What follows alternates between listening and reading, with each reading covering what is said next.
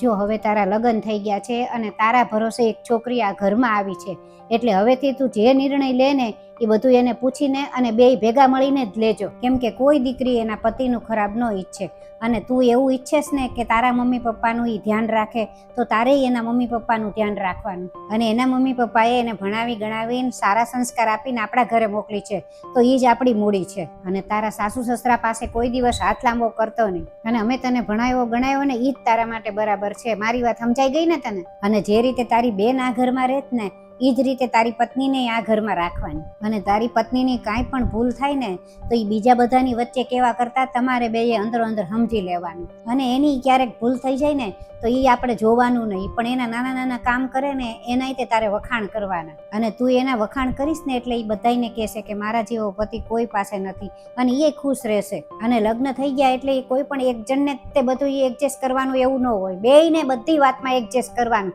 તો જ તે તમારો ઘર સંસાર સુખેથી ચાલશે.